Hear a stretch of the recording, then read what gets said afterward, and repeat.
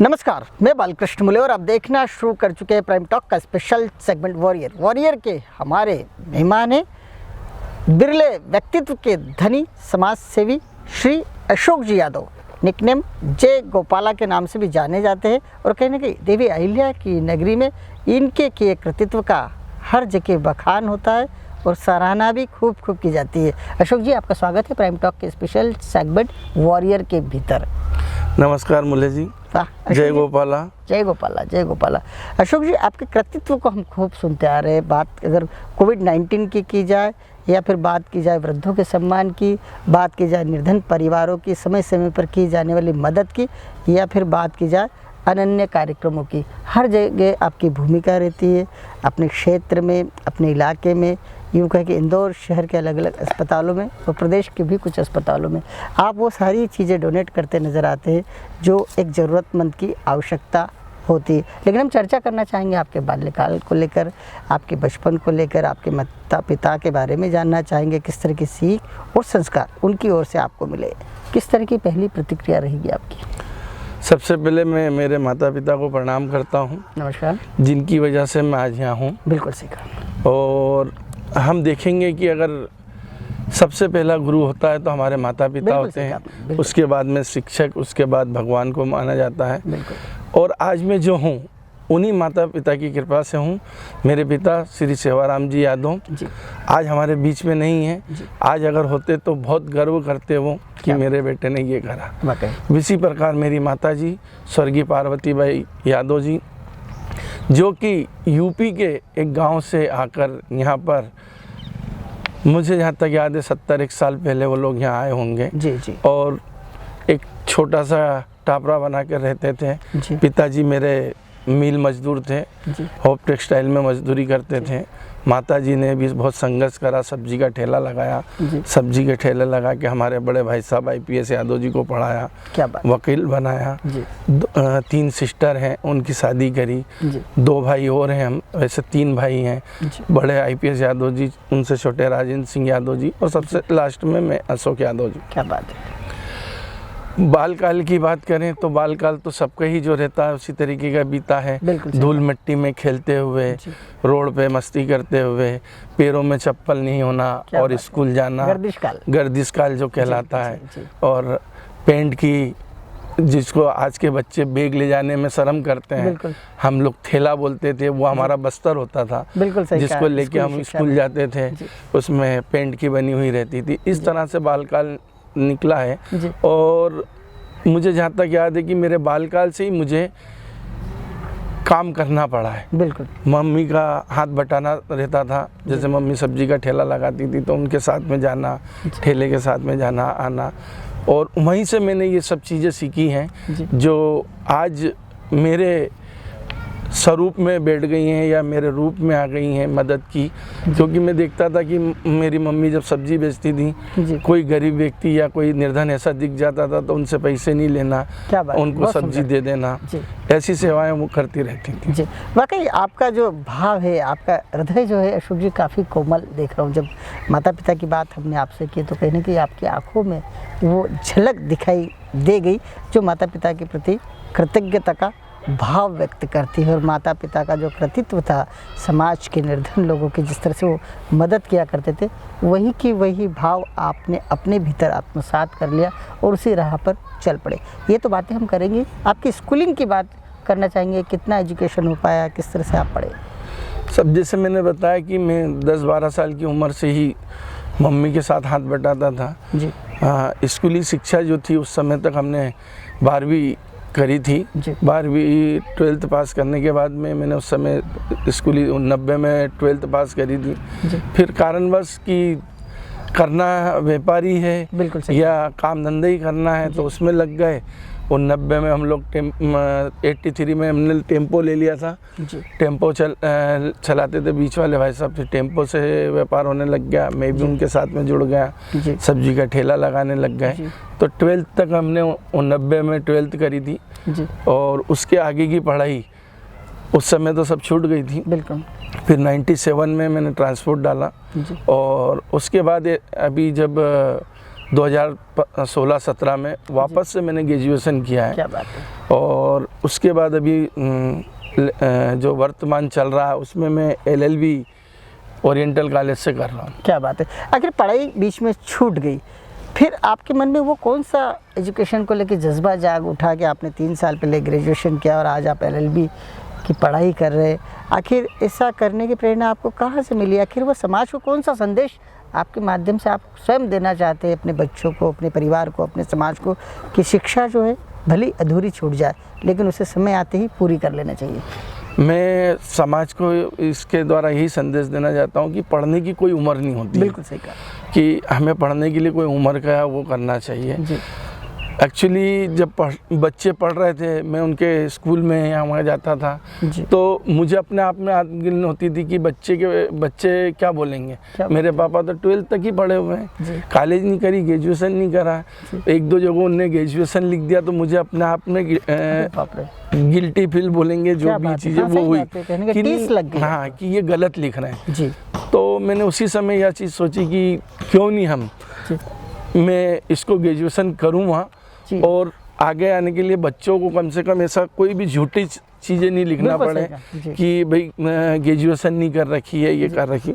इस वजह से मैंने ये करी कि बच्चों को भी संदेश जाए कि नहीं मेरे पापा पढ़े लिखे हैं। बिल्कुल सही। और मैं आपके द्वारा, आपके चैनल के द्वारा यही कहूँगा कि पढ़ाई आज के समय में बहुत ज़रूरी है। बिल्कुल सही कहा आपने। और पढ़ाई अगर हम करेंगे तो बहुत कुछ चीज़ें सीखने को मिलती हैं। मेरी मजबूरी थी कि मैंने कॉलेज लाइफ नहीं जी, अगर कॉलेज लाइफ जिया होता तो एक अलग अनुभव। बिल्कुल सही कहा आपने। आपका एक अंदाज है, कहीं ना कहीं सटीकता वाला अंदाज है। जब मैं आपसे बातचीत कर रहा हूँ तो रोमांचित हो रहा हूँ कि आज के बिगड़े दौर की भी बात की जाए तो आप जैसे एक सच्चे व्यक्ति, जो वाकई बच्चे यदि लिख दिया कि कहीं उन्होंने लिख दिया कि हमारे पापा ग्रेजुएट है, और वही बात आपके दिल को छू गई कि इन्होंने लिख तो दिया, गलत लिख दिया, लेकिन आप वो शख्स थे जिसे वो सही कर सकते थे, इसलिए आपने ग्रेजुएशन की पढ़ाई 40 वर्ष की उम्र में पूरी की, और अब आप 3 साल पढ़ने के बाद में अब आप LLB कर रहे हैं। आपके समाज सेवा के काफ़ी किस्से, आपने एक संस्था का गठन किया 99 में, जय गोपाला, कहीं ना कहीं आज वो ट्रेडमार्क के रूप में आपके साथ, आपके नाम के साथ, निकनेम के साथ जुड़ गई है। कैसे शुरुआत हुई थी, कहाँ से प्रेरणा मिली थी, किस तरह के कार्य प्रारंभिक दौर से हम आपसे सुनना चाहेंगे? मैंने आपको बताया जैसे मैं मेरी मम्मी के साथ में जाता था सब्जी वगैरह बेचने, तो वहाँ ये देखने में आता था सेवा भाव की चीज़ें ये होती थी। और जब मैंने 97 में ट्रांसपोर्ट डाला, जय गोपाला ट्रांसपोर्ट के नाम से, फिर 99 में वहीं से विचार आया कि भाई हमें जीवन में एक दशांश निकालना चाहिए। क्या बात है, बहुत सुंदर। हमारे कमाई का कुछ ना कुछ निकालना चाहिए दशांश, तो क्यों ना हम सेवा करें। सेवा शुरू से करते आए कि कुछ ना कुछ किसी प्रोग्राम में किसी को लग रहा है, किसी को देना है, तो समाज के लिए ये वो करते आए। फिर संस्था जय गोपाला शिक्षण संस्थान का हमने गठन किया, उसके अंदर सभी लोगों प्रकार की सेवाएं चालू करी। शुरू स्टार्टिंग में हम लोगों ने 12 बुजुर्ग, जैसे कि हमारे बुजुर्ग हमारी धरोहर, उस हिसाब से हमने सबसे पहले बुजुर्गों का सम्मान किया, उनको कंबल वगैरह बांटे, और उसी कड़ी में धीरे धीरे आगे हम लोग बढ़ते गए। कौन कौन से आयोजन किए गए जय गोपाला संस्था के माध्यम से? संस्था जय गोपाला के अंदर अगर हम गिनाने बैठेंगे तो मुझे लगता है कि आप और मेरा इंटरव्यू 2 दिन चलेगा। क्या बात है, इतने प्रोग्राम होंगे जो कि हम लोगों ने याद भी नहीं करे होंगे कि क्या आपने चिकित्सा के क्षेत्र में काफी मदद की है कि लाखों रुपए के उपकरण आपने अलग अलग शासकीय अस्पतालों को डोनेट किए। अभी 2 साल पहले पर पीड़ा केंद्र संस्था है, साबू जी चलाते हैं मुंबई में, तो उनका फ़ोन आया था कि अशोक जी यहाँ पे अपने को 10 स्ट्रेचर की ज़रूरत है। मैंने जी अंकल करते हैं। फिर चूँकि मेरा हमेशा 12 से लगाव रहा है, तो 12 स्ट्रेचर हमने 12 जनवरी को विवेकानंद जी की जो जयंती होती है और 12 तारीख भी थी, तो उस दिन 12 स्ट्रेचर हमने दिए। और वह स्ट्रेचर देने के लिए माननीय मंत्री महोदय थे तुलसी सिलावट जी, स्वास्थ्य मंत्री, उनके हाथों से ही वहाँ दिलवाए थे। तो 12 स्ट्रेचर वो दिए। उसके बाद में 70वां गणतंत्र दिवस था, तो 70 और वहाँ पर स्ट्रेचर 26 जनवरी को हम लोगों ने दिए। उसमें एक्चुअली ये हुआ कि विजय बड़गुजर जी हमारे, जो काफ़ी समय से अटैचमेंट में थे, बाकी उनने जब ये चीज़ देखी कि संस्था जय गोपाला के द्वारा ये कार्य किया गया है, तो उनका फ़ोन आया मेरे पास कि अशोक भैया संस्थाएं तो बहुत सारी काम करती हैं, बाकी एक्चुअली कोई नहीं करता है। सही बात है। तो अपन मिल के अब ये काम करेंगे। मैंने जी बिल्कुल करेंगे, और वो मेरे बड़े भाई से के बरोबर हैं, बाप के सामान में मानता हूँ उनको, विजय बड़ा गुजर जी को। और उनके जुड़ने के बाद में हमने 70 स्ट्रेचर, फिर उसी एम्बाई के अंदर 200 खाने की टेबलें दी। क्या बात है, बहुत सुंदर। और हमीदिया हॉस्पिटल का एक पेपर में छपा था उसके बाद में कि वहाँ पर एक पिताजी अपने बेटे को कंधे पर लेके जा रहे हैं, स्ट्रेचर नहीं थे, तो 15 स्ट्रेचर हम लोग हमीदिया हॉस्पिटल में भी देके आए थे। क्या बात है। इसी तरह के धार, झाबुआ, कई हैं जो हॉस्पिटल जो हमें याद भी नहीं होंगे, वहाँ करी है। उज्जैन में जो सेवाधाम आश्रम है, वहाँ पर भी हम लोग स्ट्रेचर देके आए, सेवा के कार्य करते। सेवा के कार्य। कोविड-19 वैश्विक महामारी का दौर, कहीं ना कहीं पहले से आप सेवा के कार्य करते हैं, और एक ऐसा फिर आपको मौका मिल गया ईश्वर की तरफ से, जो कि सोच समझ के साथ इस मानव शरीर का उपयोग करते हैं या फिर मानव जीवन का उपयोग करते हैं। कई बार मानव सेवा को ही माधव सेवा के मूल मंत्र को चरितार्थ करते। किस तरह के सेवा के कार्य हुए कोविड-19 के कार्यकाल में? जिस प्रकार आपने बोला माधव, तो जय यादव जय माधव, बिल्कुल सही कहा। हम लोग ही हैं, उनके वंशज हैं, और माधव का भी आशीर्वाद रहा है। बिल्कुल। तो जब देखा कोरोना काल के अंदर कि स्थिति यह हो गई कि जो गरीब तो है वो तो है ही, गरीबों के लिए तो व्यवस्था कर ही रहे हैं, हमने ऐसे ऐसे लोगों को देखा जो बंगलों में रह रहे हैं। क्या बात है। उन लोगों के पास में खाने की व्यवस्था नहीं। सही बात है। बाकी शर्म के मारे वो लोग किसी को बोल नहीं पा रहे। तो एक्चुअली मैं विजयनगर रहता हूँ, तो वहाँ से कई लोगों को वो दिन करी, और उस समय कोरोना काल में नवरात्रे चल रहे थे, जिस दिन माननीय प्रधानमंत्री मोदी जी ने उनका वह आया ही था कि आज रात को 12 बजे से कर्फ्यू रहेगा, लॉकडाउन कर्फ्यू रहेगा। तो वो घबराहट होते ही हम 9 बजे में यहाँ अपने आश्रम पे आ गया, हनुमान जी की सेवा में।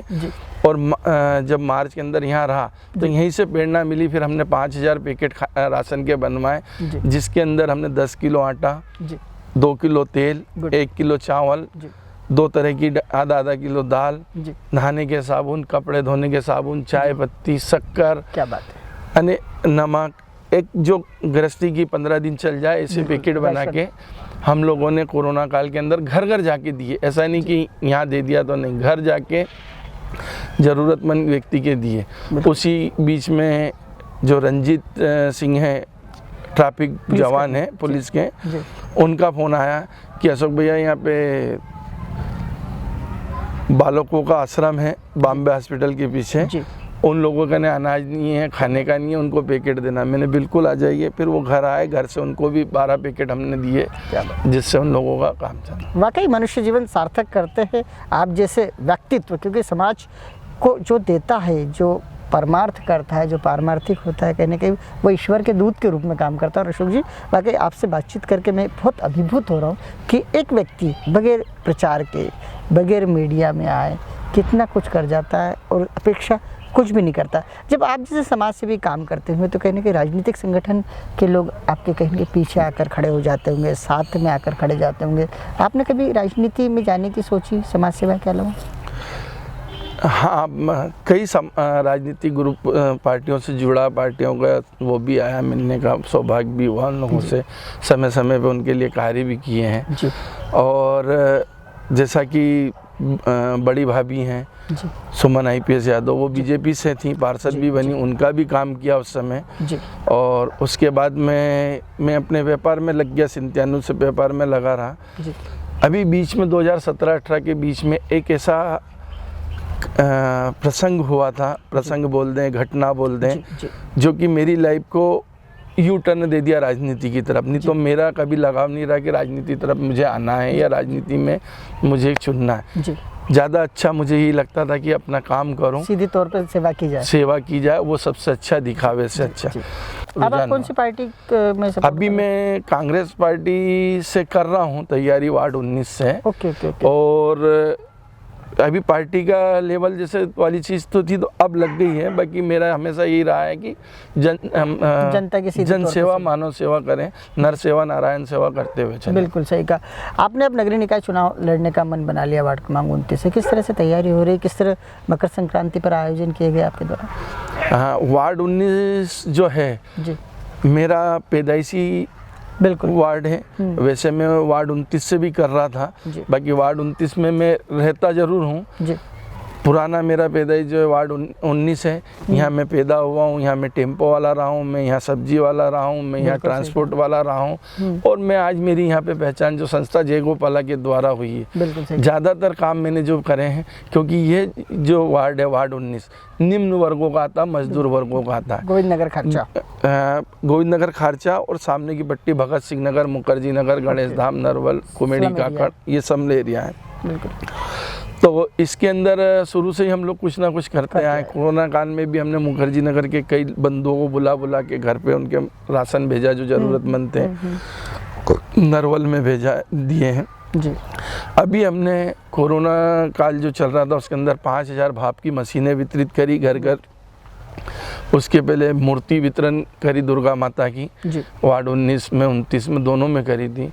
दीपावली के सामने हमने 12 दीपक और प्रसादी, पाना, दीपक, रुई, बाती, ये सब पैकेट घर पे बना के दिए हैं, जिससे कि अभी 500 वर्ष बाद हमें राम जन्मभूमि वाला ये आया था कि राम मंदिर बनने की खुशी हो रही, ये हो रही। तो हमने घर घर दीपक देके एक ही मांग करी थी उनसे, एक दीपक राम के नाम जरूर लगाएं। क्या बात है। आपके घर में लगाएं या आपके बाहर मंदिर हो, कहीं पर भी एक दीपक राम के नाम लगाएं। उसी तरह अभी जैसे संक्रांत का त्यौहार है हमारा आता है जी। संक्रांत के त्यौहार पे हम लोगों ने 250 ग्राम की खिचड़ी के पैकेट, 6 लड्डू और गंगा जल की शीशी घर घर पहुँचाई है, जिससे कि हमारे जो त्यौहार हैं वह बनते रहें। बिल्कुल सही कहा। अशोक जी, आपसे जब चर्चा करते हैं तो सुनने को तो बड़ा मन करता है, लेकिन आप कहीं ना कहीं राजनीतिक रूप से तो कहीं कुछ दिखाई नहीं देते। आप एक स्पष्ट रूप से यूँ कहे कि सटीकता वाले समाज से भी जरूर है। कहीं ना कहीं आपका दिल जो है गरीबों के लिए, निर्धन परिवार के लिए धड़कता है, और ऐसा व्यक्ति वही होता है जो ईश्वर के करीब होता है।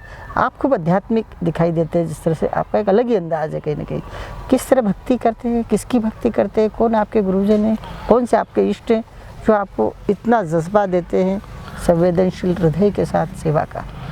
संसारिक गुरु मैंने बनाए थे 2004 में ही जी। बाकी जो संसारिक गुरु है वो स्वार्थी होता है जी, और वो स्वार्थ देखा मैंने तो स्वार्थ के कारण उनसे अलग हो गए।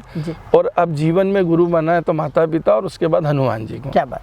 हनुमान जी का इष्ट है बहुत अच्छा, और हनुमान जी की सेवा मैं करता हूँ प्रतिदिन। सुबह में विजयनगर से साइकिल से यहाँ आता हूँ, और साइकिल से अपनी सुबह 7 बजे पूजा पाठ करके मंगलवार चोला वोला चढ़ा के उनकी सेवा करता हूँ। 9 दिन जो रहते हैं वो 9 दिन में इनकी शरण में रहता हूँ। यहाँ से कहीं हाँ नवरात्रे में दोनों नवरात्रे, चैत और इसकी जो रहते हैं दोनों नवरात्रे में मैं यहाँ से बाहर नहीं जाता हूँ जी। रामायण का पाठ करना, क्या बात, और 24 घंटे इनकी सेवा में रहना। हनुमान जयंती के मौके पर भी एक आयोजन आप कराते हैं। हनुमान जयंती के उस पर जो हम रथ यात्रा निकालते हैं वो मोनी बाबा आश्रम से जय गोपाला चौराहे से मरी माता तक निकलती है। शाम को 6 बजे स्टार्ट करते हैं, रात को 11 बजे तक वहाँ धूमधाम से पहुँचती है। और पहली यात्रा होगी इंदौर की जिसमें होर्डिंग बैनर नहीं लगते हैं। जैसे भी आपने राजनीति वाली बात करी, इसलिए मैं ये बोलना चाह रहा हूँ कि भगवान तो इतने से हो जाते हैं और नेता बड़े हो जाते हैं। बिल्कुल सही कहा। तो मेरे शुरू से ही सोच रही है कि न नाम न होर्डिंग बैनर नहीं चलेंगे, एक नाम के साथ चलो। कई लोगों ने बोला कि अरे वो नहीं आएंगे, मैंने नहीं आएंगे, हम 5 लोग लेके निकलेंगे। बिल्कुल सही कहा। भगवान में जिसकी आस्था होगी वो आएंगे। बिल्कुल। और बाबा का आशीर्वाद है, बहुत अच्छी यात्रा निकलती है जिसके अंदर बाल हनुमान कलाकार है ईशान भानुशाली, वो बॉम्बे से निःशुल्क, क्या बात है, कोई पैसा नहीं लेते हैं और निःशुल्क बच्चा आता है मेरे पास। कहीं ना कहीं आपके जो जीवन है वो कहीं ना कहीं चमत्कारिक रूप से दिखाई देता है। आपका प्रभाव, आपका एक आकर्षण है जो व्यक्ति को खींचता है, और वही व्यक्ति में आकर्षण होता है जो कहीं ना कहीं ईश्वर भक्ति में लीन होता है। उसका सक्सेस काफ़ी मजबूत होता है, और मुझे लगता है उसका ईश्वरी जो है उसका मार्गदर्शन करता है। इस बार हो सकता है कि हनुमान जी चाहते हो कि आप समाज सेवा के साथ साथ राजनीतिक रूप से भी पहचान बनाएं, इसीलिए आपके मनोमस्तिष्क में वे सारी बातें भी आ रही। आप अपने आप को टेट फिट भी खूब रखते हैं, खूब एक्टिव रहते हैं, खूब एनर्जी से लबरेज रहते हैं। जब भी आप बात करते हैं काफ़ी प्रभाव भी छोड़ते हैं। आखिर ये सारे गुण कहाँ से आते हैं?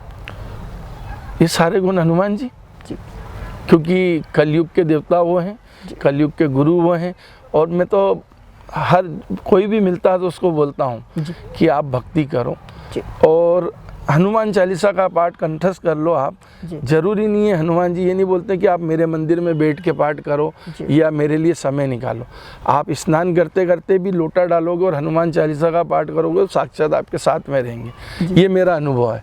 और नहीं तो कई लोग रहते हैं, अरे वो हनुमान जी की पूजा करोगे तो ये रहना पड़ेगा, बाल ब्रह्मचारी, ऐसा करना, वो इसकी कहीं आवश्यकता नहीं है, क्योंकि हनुमान जी कहीं ना कहीं हमारे माता पिता के बरोबर हैं और कोई भी माता पिता कभी बच्चे का बुरा नहीं चाहता। बिल्कुल सही कहा अशोक जी, आप जिस अंदाज में बोलते हैं ऐसा लगता है संत वाणी हम सुनने बैठे हुए हैं और आपका एक एक शब्द जो है वो समाज के लिए एक संदेश बन सकता है। आप अपने आप को टिट फिट भी खूब रखते हैं, किस तरह से योग करते हैं, किस तरह से प्राणायाम करते हैं, किस तरह का व्यायाम करते हैं, बता सकते हैं? हाँ, एक्चुअली हमारे शरीर की आवश्यकता जो है थोड़ी सी डाइट में भी पूरी होती है। बिल्कुल सही कहा आपने। अभी बीच में मैं बीबी चौहान साहब है हमारे गुरुजी, उन्होंने 35 साल से पका हुआ अनाज नहीं खाया।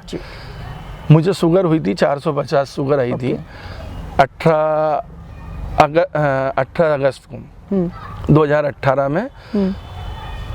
23 अगस्त को मेरे मित्र उन्होंने बताया था कि इस पे जाओ, तो न्यू डाइट सिस्टम फॉलो करी थी मैंने, जिसमें ये होता है कि साहब सुबह आप 12 बजे तक निर्जला रहेंगे।